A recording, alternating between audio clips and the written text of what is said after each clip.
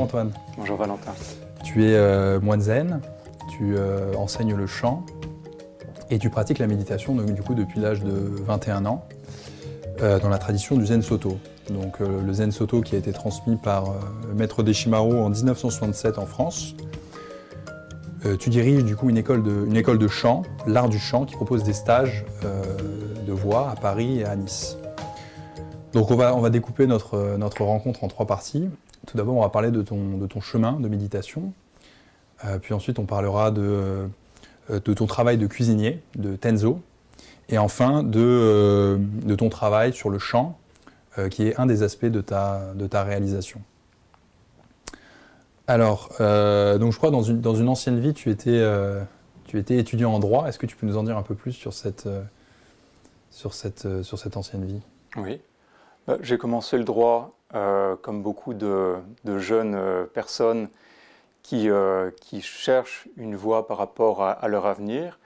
Et personnellement, je n'avais pas de domaine de prédilection où j'étais spécialement brillant. Donc le droit est généralement un secteur vers lequel on se tourne dans ces cas-là. Et pour moi, les années se sont enchaînées, première, deuxième, troisième année, puis le master en droit. Puis ensuite, j'ai été amené à faire une thèse en entreprise dans une société d'import-export d'huile essentielle. Donc le patron de l'entreprise était plutôt visionnaire parce qu'il avait bien senti qu'il allait y avoir beaucoup de contraintes juridiques et réglementaires dans le secteur, ce qui a vraiment été le cas, ce qui s'est développé par la suite. Et il a cherché quelqu'un pour définir quels étaient les besoins de l'entreprise par rapport à tous les aspects réglementaires. Donc j'ai été embauché dans ce cadre, j'y assumé aussi la fonction de responsable juridique, responsable réglementaire, mais aussi responsable qualité, où j'ai géré toutes les procédures qualité, les réunions de service, de direction, pendant près de 6 ans. D'accord. Sauf qu'entre-temps, tu découvres la méditation à l'âge de 21 ans. Dans quel cadre as-tu découvert cette pratique de méditation? Est-ce que tu te rappelles des premières impressions que tu avais eues au moment de t'asseoir? Oui, en fait, c'était avant même de travailler que j'ai découvert la méditation. C'était au tout début du master. Et en fait, dans mon parcours de vie, j'avais certains vécus, certaines rencontres. Et notamment, une personne m'avait renseigné les livres d'Arnaud Desjardins, qui est une grande figure de la spiritualité en France.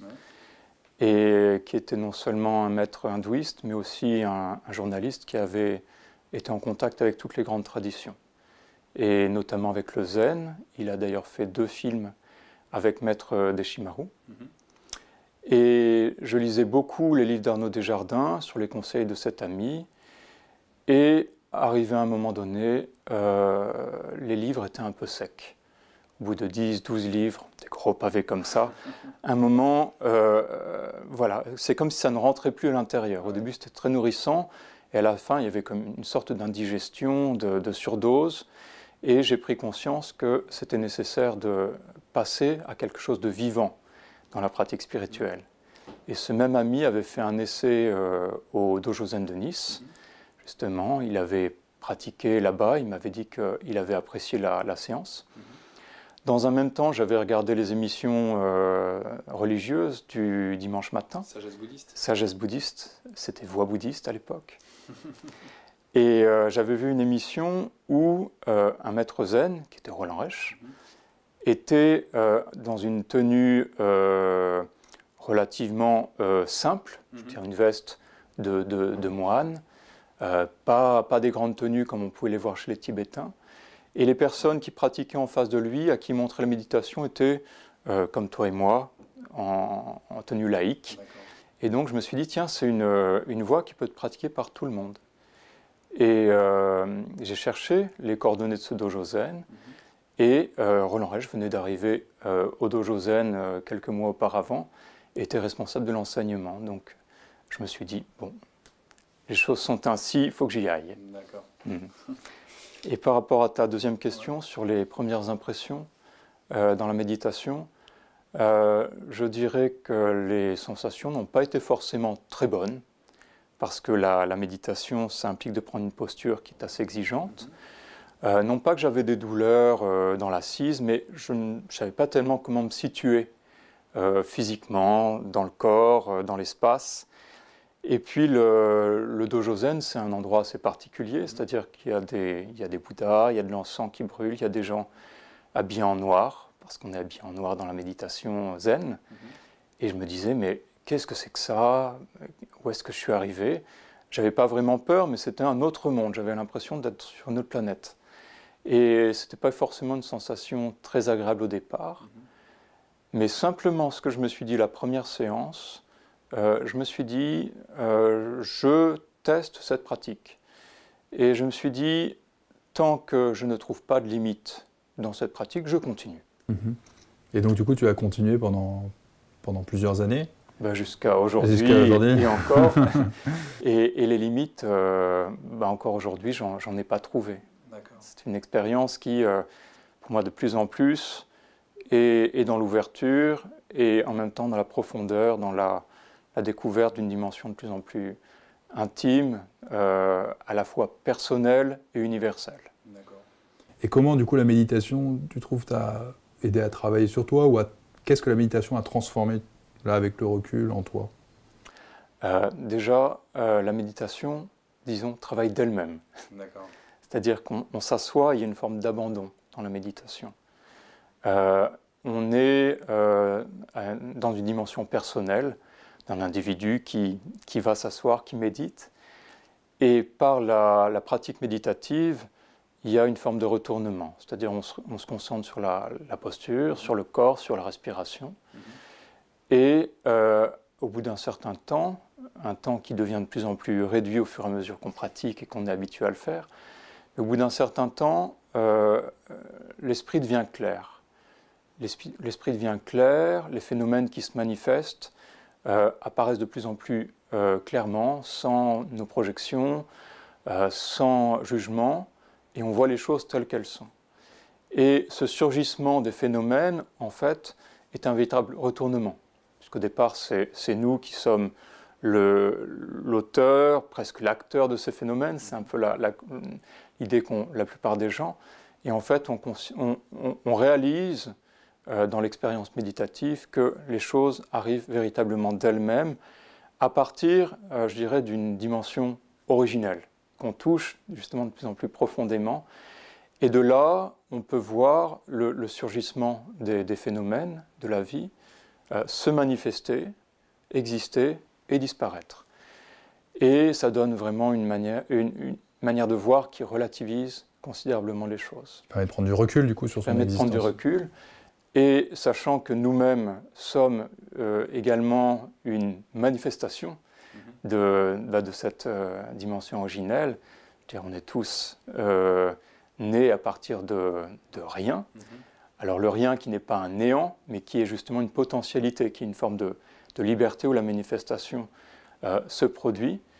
Et nous-mêmes, dans l'expérience méditative, pouvons voir que nous ne sommes pas une personne avec un ego solide, clair, clairement affirmé, mais qu'on est beaucoup plus une personne composée de différents facteurs, de différentes caractéristiques, complètement en lien, en relation avec notre environnement. Et dans ces conditions, là aussi, il y a matière à beaucoup relativiser ce que l'on est. Et je dirais que cette manière de relativiser ne va pas dans le sens d'un désintéressement de la vie, mais au contraire d'un intérêt pour la vie qui est beaucoup plus spontané, plus direct, beaucoup plus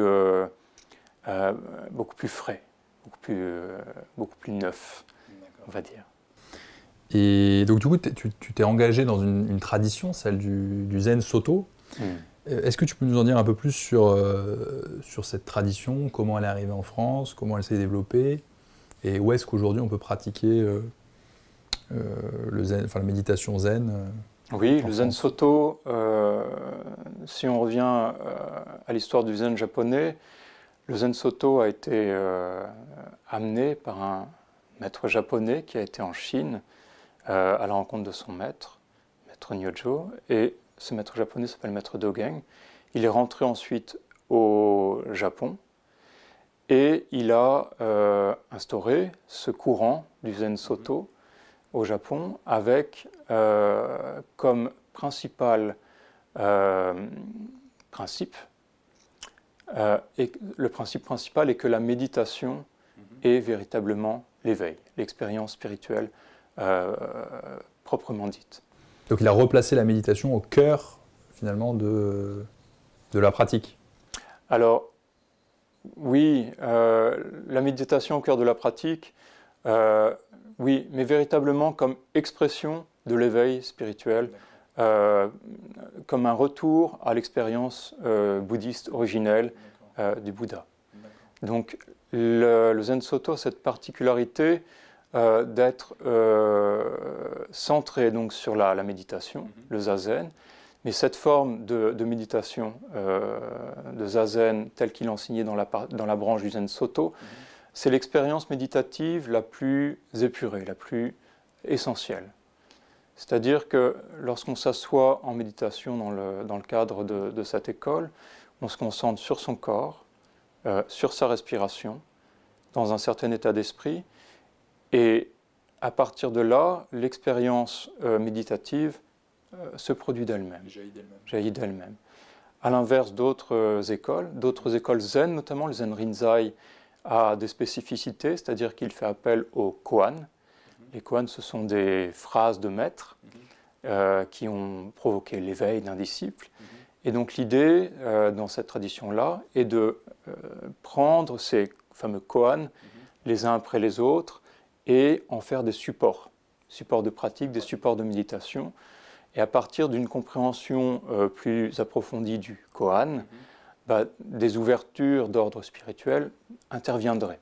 Alors, je dis interviendraient parce que je ne l'ai jamais pratiqué, mais au niveau du Zen Soto, on est vraiment dans cette concentration sur le corps, sur la respiration, avec un état d'esprit égal par rapport à toute chose, c'est-à-dire qui ne saisit pas, qui ne rejette pas, un état d'esprit qu'on peut actualiser grâce justement à cette forte concentration. Et cette manière de faire est véritablement lâcher prise.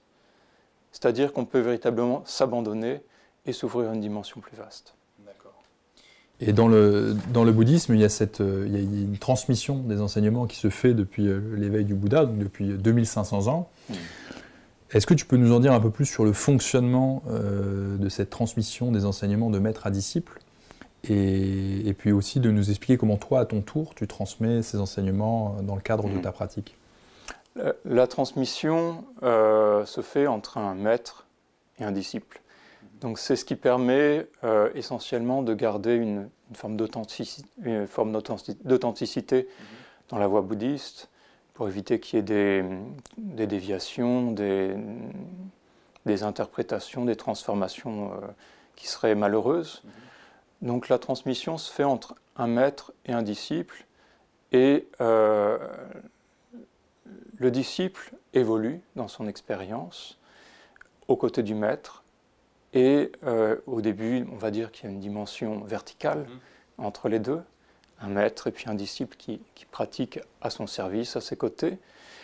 Arrive un moment où le disciple prend une certaine dimension. Une certaine maturité, on pourrait dire. Certaine maturité, oui.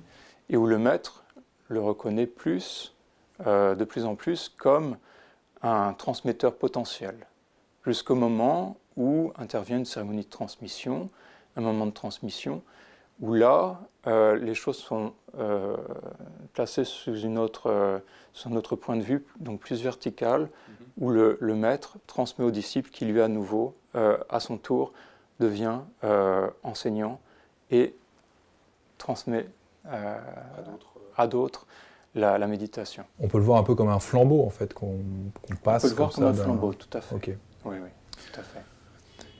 Et du coup, aujourd'hui, comment tu dirais que la méditation s'incarne dans ta vie? Tu enseignes, tu transmets? Comment s'incarne concrètement ta pratique? L'incarnation, déjà, c'est dans l'état d'être. à savoir qu'entre le moment où j'ai débuté la méditation et aujourd'hui, il y a une différence qui est vraiment radicale. Voilà. La libération, la voie de Bouddha est une voie de libération de la souffrance, d'apaisement de la souffrance. Dans ma manière de m'engager dans la voie bouddhiste, c'était vraiment l'une des principales motivations. Et effectivement, la perspective change considérablement dans la vie. Moi, j'étais quelqu'un d'extrêmement tendu et la tension à un niveau assez profond qui faisait que pour moi je fonctionnais de manière dysfonctionnelle et c'était quelque chose qui pour moi n'était pas acceptable. Et c'est vrai qu'avec les années de méditation, par rapport à l'état d'être, on arrive à un état qui n'a plus rien à voir avec le début. Donc ça, pour moi, c'est vraiment quelque chose de très précieux, de fondamental. Après, au niveau de l'état d'être, il y a aussi, à travers la pratique de méditation, et par rapport à ce que j'évoquais, par rapport à l'idée de s'attacher à un ego, une forme d'allègement. Une forme d'allègement qui, de fait, donne beaucoup de perspectives et d'opportunités. Et c'est vrai qu'un moine zen, un pratiquant du zen, dans son évolution, surtout dans la mesure où il est amené à transmettre, va beaucoup plus dans l'idée du don, dans l'idée du partage. Donc voilà, ma perspective aujourd'hui, c'est plutôt celle-ci, d'abord dans le cadre de la pratique spirituelle, dans le cadre de la transmission du zen, où désormais je m'occupe d'un dojo zen actuellement, dojo zen de Nîmes, dans lequel ma présence permet justement à cette pratique de se transmettre, de se pratiquer, avec comme objectif, comme défi, d'avoir une attitude tout au long de ces moments de pratique la plus en adéquation avec l'idéal que l'on poursuit. Et ça se produit également dans des retraites que j'organise donc régulièrement, où éventuellement je peux être invité par un groupe, par un dojo, par des personnes qui me demandent de diriger une retraite. Et là, c'est l'occasion d'avoir un moment privilégié où cette pratique, où cet idéal se poursuit, s'actualise, se partage. Et ce que disait mon maître Roland Reich, c'est que le fait de transmettre le zen, c'est quelque chose qui n'est pas si fréquent que ça. Et c'est vrai que ça demande une certaine expérience. C'est vrai, le fait d'avoir pratiqué dans un dojo pendant de nombreuses années avec un maître, avec une répétition, ça donne en soi certains réflexes, certaines choses viennent plus spontanément. Et je réalise, lorsque je dirige une retraite, que ces qualités ne sont finalement pas si évidentes et ne viennent pas si instinctivement que ça. Moi, elles me sont venues vraiment par cette répétition, par cette expérience. Et donc le fait de pouvoir à nouveau transmettre ça à mon niveau, c'est quelque chose qui me tient particulièrement à cœur et que je considère comme étant la chose la plus précieuse. Alors on va passer dans une autre partie. Tu m'as dit, Antoine, que tu étais dans les retraites donc de méditation, tu t'occupes de la cuisine, tu occupes le rôle de Tenzo. Est-ce que tu peux nous en dire un peu plus sur cette fonction dans le bouddhisme zen? Oui. S'engager dans des fonctions comme la fonction de Tenzo, de cuisinier zen, c'est vraiment lié à l'engagement qu'on a dans la pratique. C'est-à-dire que dans un premier temps, on pratique, on profite quelque part de l'expérience, de l'assise, puis à un moment donné, dans la pratique, vient une forme d'engagement. C'est-à-dire que plutôt que de seulement pratiquer un peu en consommateur, ce qui est légitime de toute façon au départ, vient l'idée que servir cette pratique est quelque chose qui a vraiment un sens. Et il y a deux manières d'envisager l'engagement dans la pratique.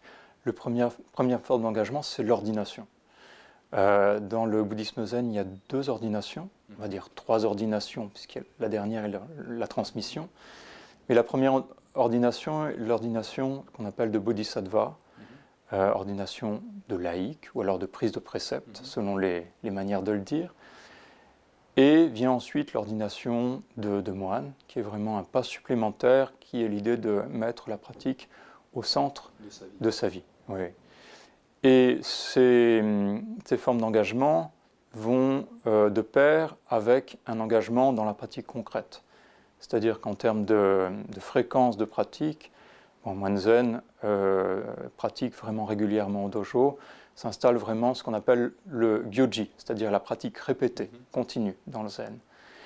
Et dans ce gyoji, il y a la pratique quotidienne dans un dojo, mais il y a aussi la participation à des retraites, qui sont vraiment des périodes de pratique intensives, soit traditionnellement les sesshin, les retraites zen, sont des moments qui durent 2 jours et demi. Et il y a également des retraites qui durent 10 jours, l'été notamment, des camps d'été. Et que ce soit dans un dojo ou dans une retraite, il y a besoin d'aide. Il y a besoin de responsables qui assument des responsabilités. Et parmi ces responsabilités, il y a une responsabilité qui est vraiment très importante, qui est la fonction de tenzo, de cuisinier zen, qui est une fonction essentielle. Alors le maître zen qui a instauré le zen, Soto, au Japon, maître Dogen, en a fait l'éloge dans un petit traité, les instructions au cuisinier zen, et a vraiment défini le tenzo comme un enseignant à part entière, comme vraiment un pratiquant qui doit incarner la voie bouddhiste, et cette incarnation doit rayonner au niveau de la sangha bouddhiste, de la communauté bouddhiste, aussi bien dans l'attitude qu'il a que dans la manière qu'il a de préparer la cuisine. Et être tenzo, comment devient-on tenzo? Il y a, je dirais, plusieurs étapes. Dans un premier temps, on va en cuisine pour aider. On rentre dans une équipe de cuisine et là on est à disposition et on suit. Voilà, c'est le propre de la voie bouddhiste. Au départ, c'est vraiment suivre et s'imprégner et profiter de l'expérience des plus anciens. Et à partir de là, une expérience se développe en cuisine.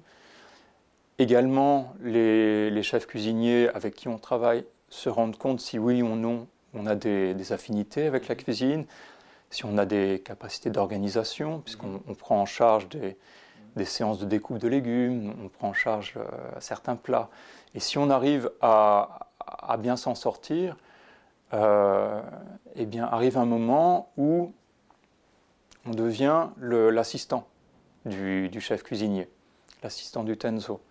On devient vraiment son binôme et on le seconde, on le soutient, on le remplace. Et le temps passant, eh bien, on est amené à devenir justement ce fameux chef cuisinier, ce fameux tenzo, et incarner cette fonction dans les retraites et dans les camps d'été. Et là, autant dire, on a évoqué par rapport au disciple qui reçoit la transmission et devient enseignant, vraiment un changement, une évolution. Lorsqu'on devient tenzo, la perspective aussi la change complètement. Parce que là, il y a une dimension de responsabilité qui est très forte. Voilà. Et dans une cuisine zen, tous les écarts par rapport à une conduite qui ne serait pas tout à fait exacte reviennent comme un boomerang, en fait. Il y a un effet miroir très fort.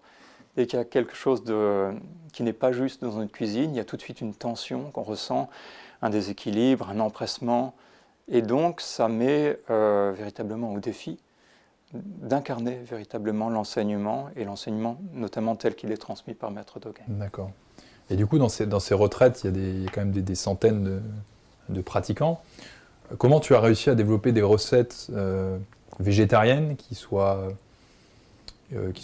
saines, bonnes, pour justement ces centaines de pratiquants, tout en gardant, comme tu disais, l'exigence aussi Oui. nécessaire.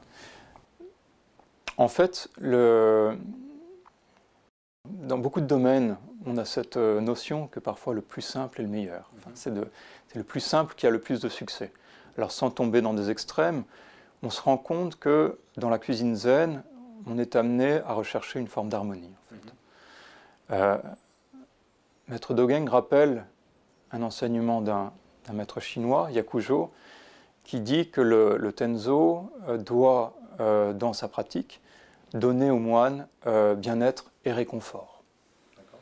Donc les pratiques en Sesshin, en retraite, sont des pratiques exigeantes. Effectivement, les moines, les pratiquants qui y assistent méritent d'avoir une bonne nourriture.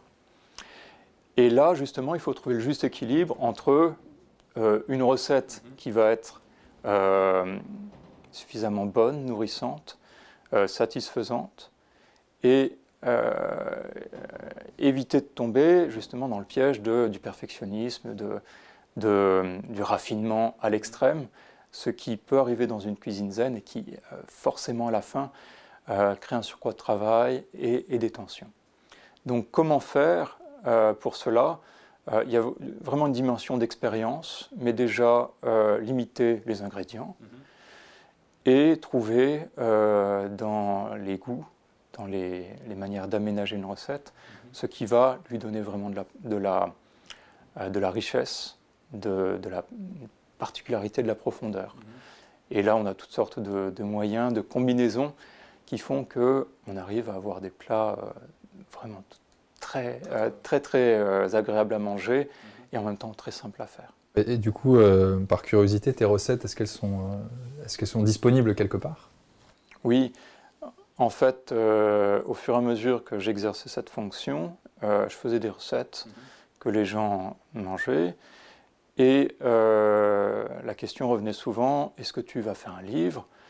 Et en fait, plutôt que de faire un livre, j'ai fait un blog de cuisine végétarienne, où là, je mets en ligne différentes recettes et des conseils de cuisine.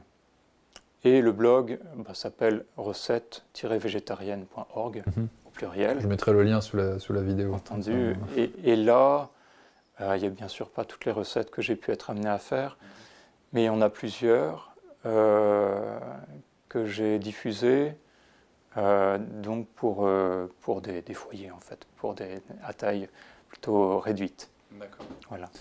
Et justement, aujourd'hui, on parle beaucoup de bio, d'être végétarien. Il y a des mouvements qui poussent à consommer de manière plus saine ou de manière plus végétale, on pourrait dire. Mais je trouvais intéressant quand tu parlais d'expérience. C'est vrai que parfois on oublie que notre corps, en fait, c'est aussi de lui-même les ingrédients à choisir, ce qui est peut-être bon et moins bon. Et est-ce que tu dirais que la méditation t'a aidé en fait justement à développer ces recettes végétariennes et t'a aidé à sentir de manière beaucoup plus intuitive et corporelle les ingrédients qu'il fallait? Oui. Quand tu parles de méditation par rapport à la cuisine et par rapport au ressenti corporel, à travers la méditation, il y a la dimension de conscience qui est essentielle. C'est-à-dire que oui, effectivement, par la présence au corps, on peut avoir beaucoup plus d'intuition. Après, il y a toute une dimension nutritionnelle, avec des équilibres qui sont entendus, voilà, avec beaucoup de nuances en fonction des différents régimes, mais beaucoup d'inspiration qu'on peut avoir justement par rapport à des choses qui ont été posées, proposées, et effectivement, à partir de là, faire en sorte, à travers l'expérience concrète, l'expérience réelle, d'avoir les meilleurs équilibres possibles, dans l'instant en tout cas. D'accord. Une petite chose quand tu parles de mouvement par rapport au bio, par rapport au végétarisme, au vegan, pour moi le mouvement me gêne un petit peu. D'accord. Parce qu'aujourd'hui je trouve que dans la manière d'envisager la chose, ça peut amener à justement beaucoup de dogmatisme. Et le meilleur peut devenir le pire. C'est-à-dire le respect de la vie peut amener des personnes à se montrer culpabilisantes et même très agressives par rapport à des gens qui mangeraient de la viande, par exemple. Et je trouve que là, on n'y gagne pas tellement. On n'y gagne pas tellement, et je pense que là, on va dire une attitude zen, entre guillemets, une attitude qui peut être plus issue d'une pratique de méditation, qui est plus de l'ordre du cœur, et avoir de la compassion, même pour les gens qui mangent de la viande, être plus dans le fait de leur parler, de l'expérience, de leur donner des conseils, de leur donner des suggestions, mais sans être dans une revendication. Ça, je trouve que c'est vraiment essentiel. Après, quand on parle de bio et de végétarisme, de véganisme, pour moi, c'est une direction qui doit vraiment être étudiée par le plus grand nombre. D'accord. Et du coup, tu parlais justement de respect de la vie. Selon toi, pourquoi cuisiner sainement, justement, ça relève d'un respect de la vie, de reconnaître aussi ce que nous offre la terre? Déjà, quand on parle de bio, et ça, c'est quelque chose, une expérience qu'on peut faire corporellement également lorsqu'on consomme les aliments. Déjà, quand on parle de bio, on parle de vivant. L'agriculture conventionnelle, c'est une agriculture qui est issue de terres qui sont mortes, pour l'essentiel. De terres qui sont mortes, où on met des semences, qu'on fait pousser avec des engrais. Donc là, on est vraiment sur le contre-nature le plus total. Et donc le bio, pour moi, est une expression de quelque chose de vivant, de la vie. Et là, si on parle de méditation, on est vraiment là aussi dans une expérience de vie qui se déploie. Donc là, il y a vraiment un miroir qui se fait par rapport à ça. Et aujourd'hui, pour moi, consommer autrement que bio, ça me paraît complètement aberrant. Parce que c'est quelque chose que tu sens, c'est-à-dire que je sais et que je sens. D'accord. Les deux.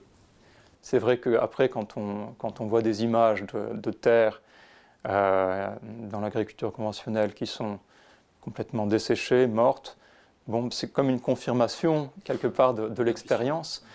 Et c'est vrai que quand on mange aussi un aliment vivant, bio, on va dire, là aussi on ressent quelque chose au niveau corporel, une énergie, quelque chose qui apporte beaucoup plus qu'un aliment conventionnel. Donc de ce point de vue-là, oui, on ressent cette vie. D'accord. Et du coup, en quoi cela aussi relève, tu l'as dit un petit peu, mais ça relève aussi d'une forme d'engagement politique, notamment quand on connaît la maltraitance animale. Oui. Oui, alors par rapport à l'expérience méditative et la maltraitance animale, dans les préceptes bouddhistes, il y a le précepte de ne pas tuer. Et de plus en plus, les gens qui pratiquent la méditation vont vers moins de consommation de viande, de plus en plus. Réduisent parfois, s'arrêtent parfois. Et quand je parlais de dogme tout à l'heure, lorsque on a des personnes qui sont dans le dogmatisme en disant arrêtons de manger de la viande, adoptons un régime un tel ou un tel, il y a un gros risque, c'est que ça ne vienne pas vraiment de l'expérience et que ces personnes, à un moment donné aussi, arrêtent.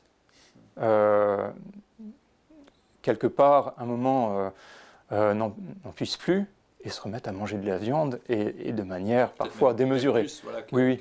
Ça, c'est des phénomènes qu'on peut observer. Et c'est vrai qu'il y a dans la méditation un engagement qui est global, je dirais. Un engagement politique, parce qu'effectivement, on se dit que la souffrance animale, c'est quelque chose qui est de l'ordre de l'insupportable, surtout lorsqu'on voit des images d'abattoirs,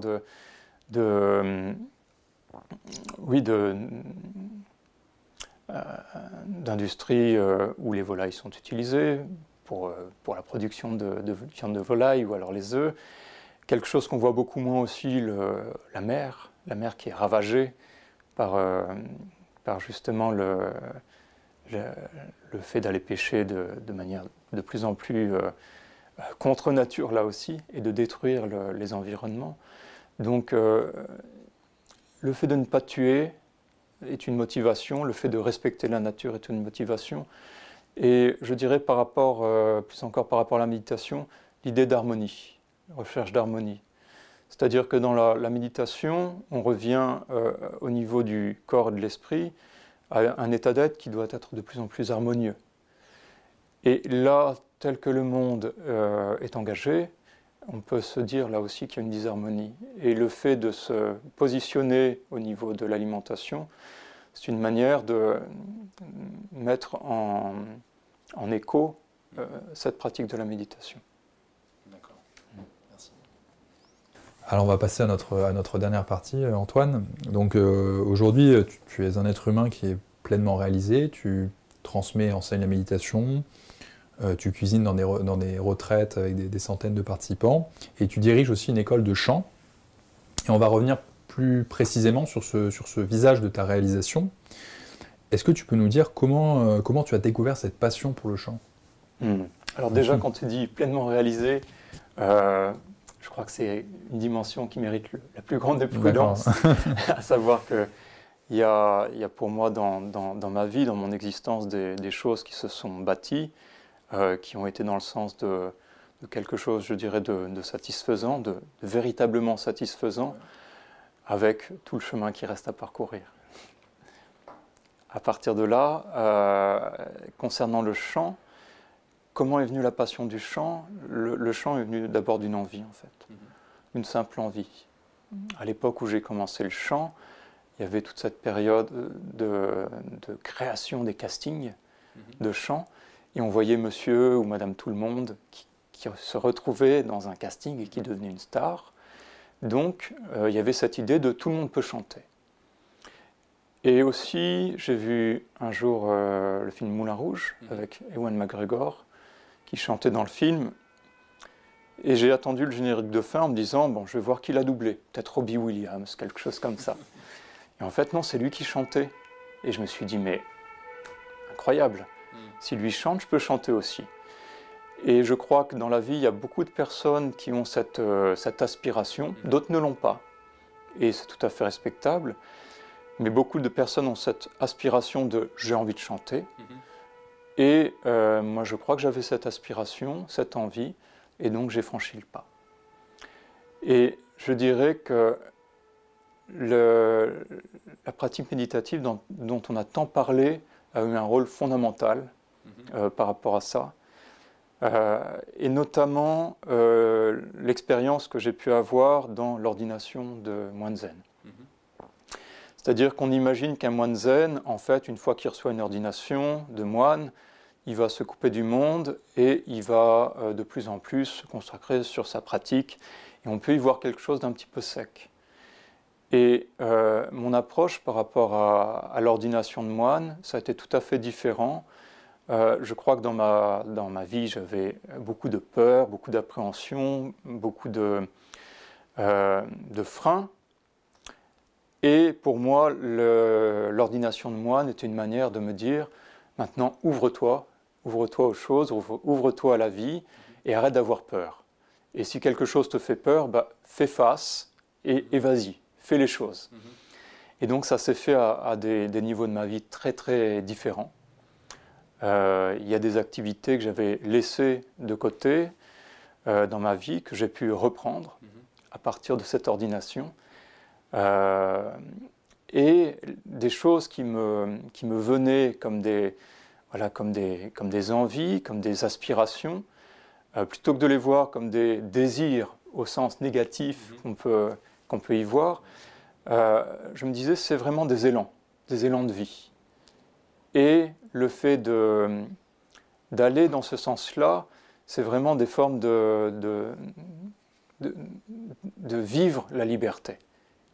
Et quelque part vivre des ouvertures. Et le chant, je me suis dit, voilà, j'ai envie de chanter, je vois une école de chant, je me suis dit, allez, je commence, j'y vais. Et c'est des choses que je n'aurais jamais pu faire avant cette ordination, où je me serais dit, non mais tu imagines, attends, pour qui te prends-tu qu'est-ce que tu vas faire dans une école de chant, tu chantes pas bien, qu'est-ce que c'est que cette histoire? Et là, ces freins sautaient.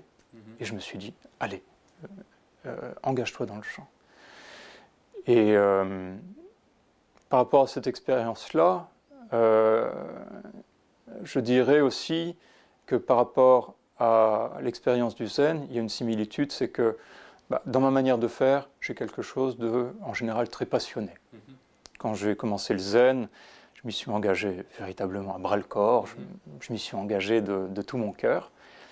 Et je me dis, chaque fois que je m'engage dans une voie, dans une activité, dans quelque chose, je veux le faire vraiment du mieux que je peux, et là aussi de tout mon cœur. Et le chant, ça a été le cas. Je me suis dit, tu chantes pas bien. Potentiellement, au niveau du chant, au départ, j'avais une voix manifestement qui était très puissante, mais avec une amplitude vocale vraiment pas terrible. Et voilà, il y avait du travail. Je me suis dit, qu'à cela ne tienne, j'y vais. Donc voilà, la passion du chant, c'était pas une passion du chant, mais c'était une attitude passionnée, disons, au niveau du chant. Et du coup, tu as construit une école, enfin, tu crées une école de chant. Comment tu as pu développer en fait cette école? Comment tu as pu justement travailler sur le chant? Et quelles sont les personnes clés que tu as rencontrées qui ont pu t'y aider? Déjà, c'est un long chemin. C'est un long chemin, parce que je te disais que je n'étais pas spécialement doué à la base pour le chant. C'est un chemin, comme je disais, de passion et de travail. Et par rapport à ça, dès lors que je me suis engagé dans le chant, j'ai beaucoup travaillé, beaucoup de chansons, beaucoup d'airs, et je pratiquais beaucoup. Alors je travaillais à l'époque dans une société d'huile essentielle, comme je disais tout à l'heure, et j'avais des longs trajets. La voiture est devenue mon terrain d'entraînement le plus propice. Et puis, dès que je pouvais pratiquer, je pratiquais. Et donc, des progrès sont arrivés. Sont arrivés aussi d'autres événements marquants dans ma vie. J'ai fait un stage de travail vocal avec une enseignante. Une amie m'y a traîné. Et elle était diplômée d'un certain Serge Willefart. D'un grand enseignant, maître de chant, Serge Willefart. Et je retourne voir ma prof de chant, je lui dis, j'ai fait un stage avec cette personne, est-ce que tu connais le maître de chant, Serge Willefart? Ma prof me dit, mais c'est mon prof. Donc je me dis, bon, il y a quelque chose. Et mon patron de l'époque, sachant que je commençais à chanter, me dit, mais ma femme a fait des stages de chant avec cette personne, et me met le livre de Serge Willefart sur mon bureau. Et je me suis dit, bon, là, ça serait vraiment utile de creuser, d'approfondir. Et immédiatement après avoir fait ce stage avec cette enseignante, je me suis inscrit, c'était au même endroit, dans la région niçoise, à un stage avec Serge Willefart. Et là, ça a été une rencontre vraiment déterminante. Dans un stage comme celui-là, ce premier stage, spécifiquement avec lui, avec son niveau de maîtrise, avec ce qu'il avait en termes de force pour transmettre, je dirais qu'il y a quelque chose qui a changé radicalement. Je parlais de mouvement de vie tout à l'heure. Là, j'ai véritablement senti dans ce stage des choses en moi qui s'animaient, des cellules qui se mettaient à vivre d'une manière que je ne connaissais pas, avec une sorte de joie, de jouissance même, d'entrain, et avec l'idée que je voulais vraiment prolonger cette expérience. Donc là aussi, c'était quelque chose de très corporel finalement. C'était vraiment lié corporel. au ressenti. Oui, pas forcément un désir mental, psychologique, mais vraiment quelque chose de... Absolument pas mental. C'était vraiment une sorte d'aspiration, d'idée que je pourrais vraiment trouver une nourriture qui était très bonne pour moi, je dirais.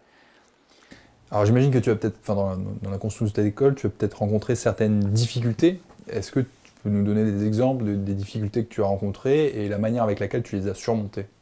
Oui. Avant de créer l'école, il y a eu l'apprentissage. C'est-à-dire que je suis allé à la rencontre de Serge Willefart et j'ai mené son cursus de 3 ans d'école d'enseignant. Donc, avec lui, il y a eu effectivement une relation très proche et cette formation qui a été, je trouve, très dense. et qui m'a donné un bagage, là aussi, suffisant pour que lui également, à un moment, me dise bah, « Tiens, maintenant, commence à donner des cours ». Et ce moment de « commence à donner des cours » a été concomitant à la fin de mon contrat dans l'entreprise où je travaillais. Et j'ai commencé à donner quelques cours. Sur cette première année, on va dire, j'ai commencé à me faire les dents sur des gens qui sont venus me voir. Et la deuxième année, ça a commencé à prendre de l'importance avec plus de personnes qui venaient et en même temps une meilleure maîtrise de ma part. Je commençais vraiment à sentir que ce que je faisais était valable. La première année, il y avait des bonnes choses, mais j'étais débutant, comme tout débutant. Il y a ce parcours à faire qui n'est pas très agréable. Des fois, on fait des erreurs. Serge Villefars nous avait dit en formation, vous allez faire des bêtises. Attendez-vous à faire des bêtises et avancez malgré tout.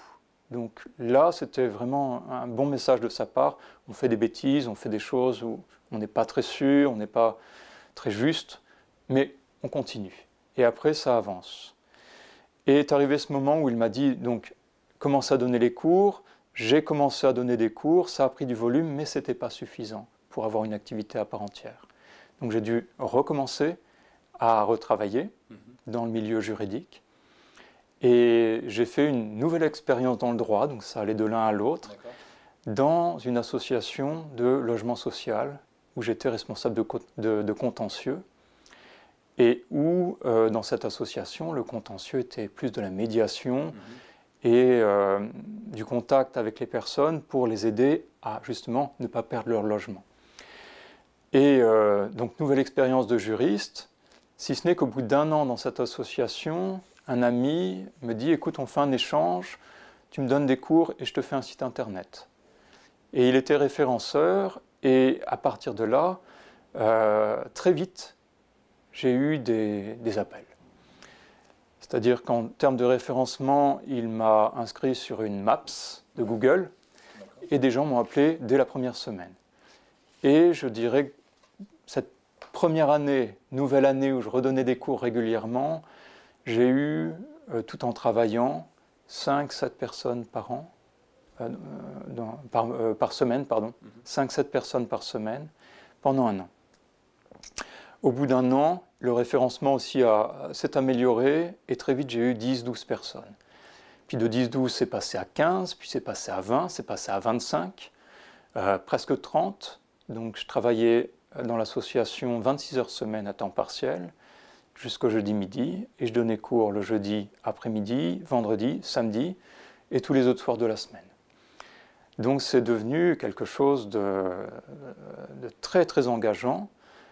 Et pour m'assurer que l'activité pourrait tenir, voilà, je me suis retrouvé à avoir des semaines qui pouvaient aller jusqu'à 70 heures de travail, en comptant la comptabilité, les prises de rendez-vous, toute l'organisation. Pendant plusieurs mois, j'ai eu des semaines astronomiques, avec 6 heures du matin, réveil pour aller pratiquer la méditation. Le soir, j'allais pratiquer la méditation. J'avais aussi une vie personnelle, affective. Donc voilà, ça a été une vie, pas à 100%, c'était une vie à 200%. Et quelque part, c'était, voilà, l'une des difficultés, c'était pas une difficulté en soi, je savais que c'était un passage, mais c'était de tenir le choc et de basculer jusqu'au jour où j'ai décidé d'arrêter le travail juridique définitivement et me consacrer uniquement à l'enseignement du chant. Donc ça s'est fait progressivement? C'est quelque chose qui s'est construit de manière... Oui, ça s'est fait progressivement, mais effectivement, sans jamais perdre une occasion d'améliorer, d'avancer, de me former, améliorer tout ce qui est communication Internet. On parle de communication sous forme de marketing, sous forme de business, mais en même temps c'est une obligation pour une activité.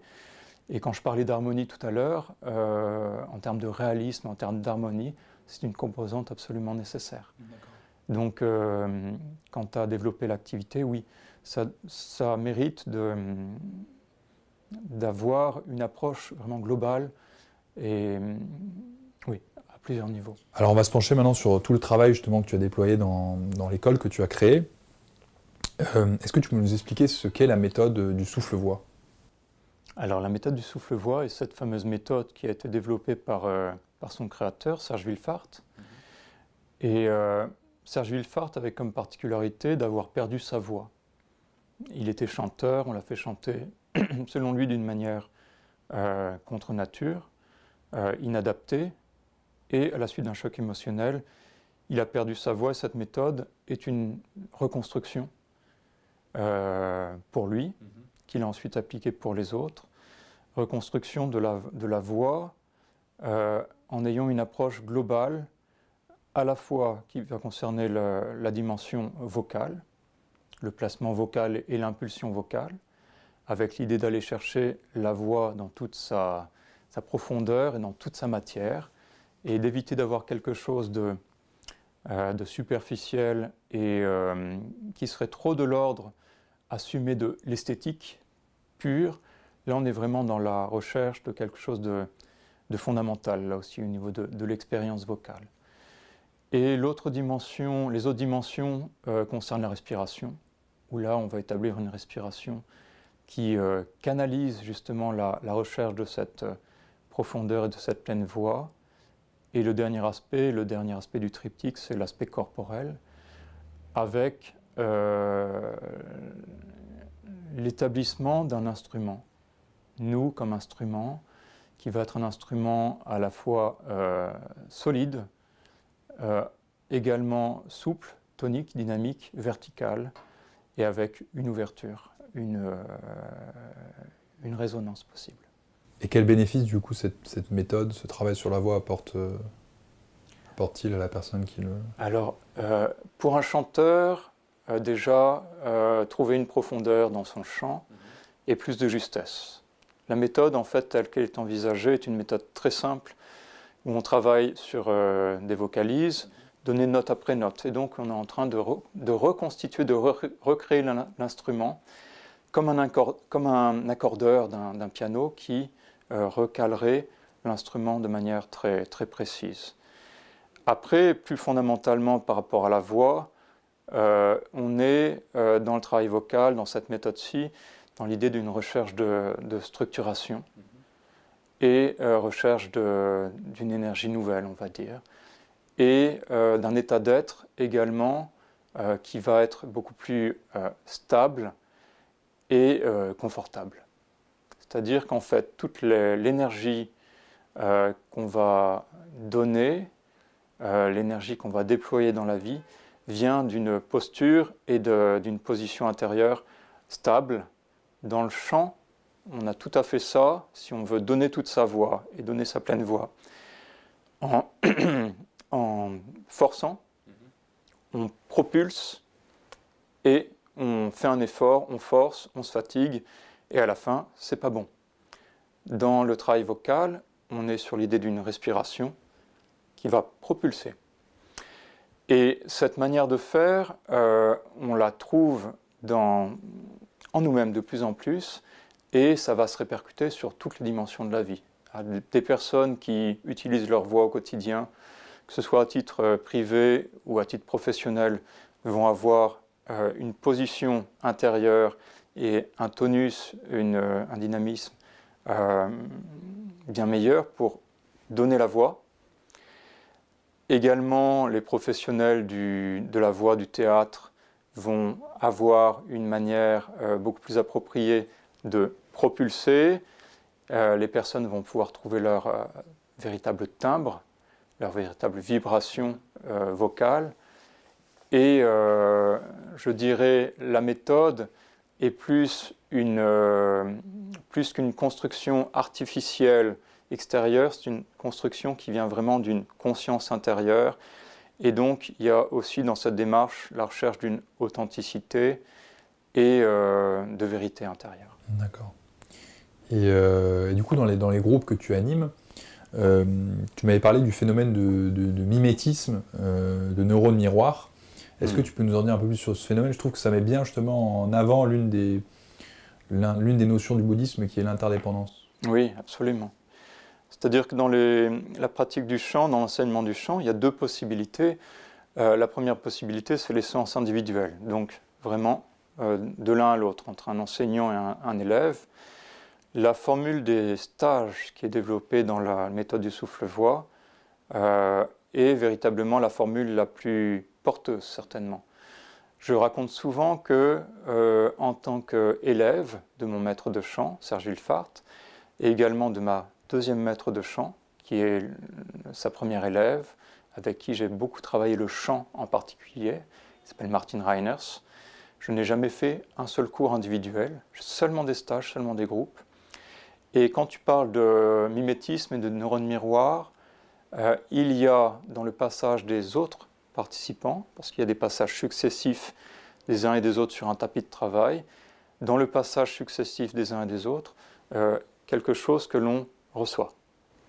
La personne qui est sur le tapis de travail, il y a aussi quelque chose de très fort à avoir un public quelque part, c'est qu'elle va être mobilisée et canalisée, et elle va faire des choses au niveau vocal qu'on ne ferait jamais en individuel, parce que simplement elle va avoir une sorte de mobilisation et elle va tout donner en fait, et donner au-delà de ce qu'elle peut donner habituellement. Et les personnes qui assistent au travail vont recevoir ce que donne la personne sur le tapis. Et là, il y a véritablement, dans la mesure où on est concentré sur l'expérience, sur ce qui se passe, il y a une rencontre. Une rencontre qui est à plusieurs niveaux. Déjà, disons au niveau du parcours, ne serait-ce qu'au niveau de l'analyse, l'évolution de la personne. Il y a une étape 1, une étape 2, 3, 4. Donc ça, c'est inspirant. Il y a les conseils du professeur qui vont être aussi enregistrés. Et on se dit, tiens, peut-être que moi, je pourrais l'appliquer. Et plus profondément, il y a aussi une sorte de percussion. Les sons qui sont donnés percutent les personnes qui assistent aux séances et on ressent effectivement des vibrations. Et à l'intérieur, dans l'état d'être, lorsqu'on assiste à une séance, on se recompose, sans même chanter, mais en voyant ce que fait l'autre, on trouve en soi des nouvelles positions intérieures, des nouvelles attitudes, on est mobilisé à son image. Il y a une expérience très amusante que j'ai vécue dans un stage à Nice, qui est vraiment saisissante. J'avais une élève qui était épileptique et qui a fait deux débuts de crise dans le stage, au cours du stage. Elle nous disait, si je fais une crise, laissez-moi tranquille, laissez-moi me reposer, n'appelez pas les pompiers. Elle a fait des débuts de crise et elle était épuisée et un après-midi, elle s'est posée sur le canapé et elle a dormi 2 heures. Elle se réveille, elle passe sur le tapis de travail, elle a fait des choses qu'elle n'aurait jamais pu faire si elle n'avait pas assisté aux séances, même endormie. Dans l'évolution normale, si elle n'avait pas assisté aux séances, il aurait manqué des étapes. Donc rationnellement, ce n'était pas possible. Et le fait d'assister aux séances, même dans des situations un petit peu extrêmes comme ça, marque véritablement l'intérieur. Et si bien qu'au cours des stages, il y a des déploiements d'énergie. Les personnes font des chemins, des voyages qui je dirais, quelque part dépassent un petit peu le rationnel, mais qui en même temps apportent aux personnes, je dirais, de manière exponentielle. D'accord. Merci Antoine. Je t'en prie.